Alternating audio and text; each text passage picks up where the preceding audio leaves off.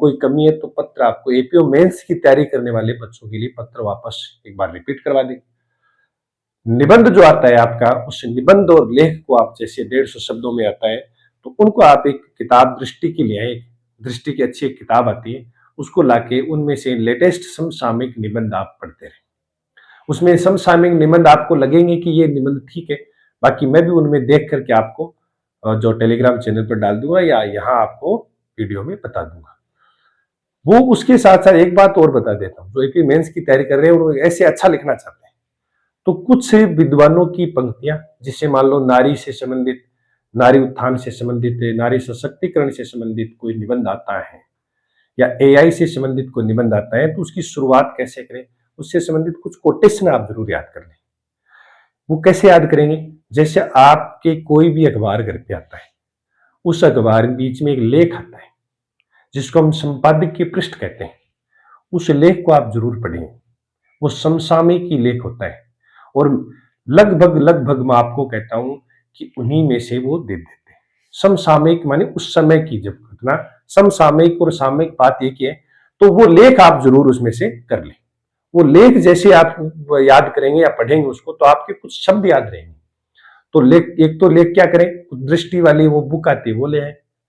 दूसरा कि पत्रिका और भास्कर में क्या आता है, जो बीच में संपादकीय पृष्ठ आता है उसमें भी लेख आता है, उसको पढ़ लें। और उसको पढ़ने के बाद आपको ऐसा लगेगा कि हाँ लेख में वो अच्छा कर सकते हैं। फिर मैं जैसे यहाँ लेख आपको करवाऊंगा या निबंध आपको यहाँ करवाऊंगा तो उन निबंध को आप बहुत ही अच्छी तरीके से आप, जिसको हम सीख सकते हैं, आप आराम से सीख जाएंगे। बाकी निबंध को लेकर आप निश्चिंत रहे, क्योंकि निबंध भी मैं यहाँ पर आपको बोर्ड पर करवाऊंगा। संक्षिप्तीकरण में भी आपको दिक्कत नहीं आएगी। संक्षिप्तीकरण की बहुत सारी ऐसी किताबें भी आती हैं, लेकिन लाने की आवश्यकता नहीं है, क्योंकि वो भी आपको टेलीग्राम चैनल पर उसकी पीडीएफ आपको मिल जाएगी। शुद्ध शब्द है, शुद्ध वाक्य में कोई दिक्कत नहीं आएगी, उनका भी हम बोर्ड पर विश्लेषण करेंगे। और ज्यादा से ज्यादा यूट्यूब चैनल पर मेरे पोस्ट आप देख लिया करो, उनमें से अगर आप शुद्ध शब्दों को देखेंगे, जैसे 2-2, 3-3 शब्द हम रोज उस पर डालते हैं, तो वो देखेंगे आप तो आपको लगेगा कि हाँ ये है शुद्ध शब्द है क्या, ये शुद्ध शब्द है। मेरा प्रयास ये रहता है कि मैं उसमें लिखता हूँ कि इनमें से कौन सा शुद्ध शब्द है, यानी 3 तो शुद्ध याद रहे कम से कम, तो उनको आप देख लें।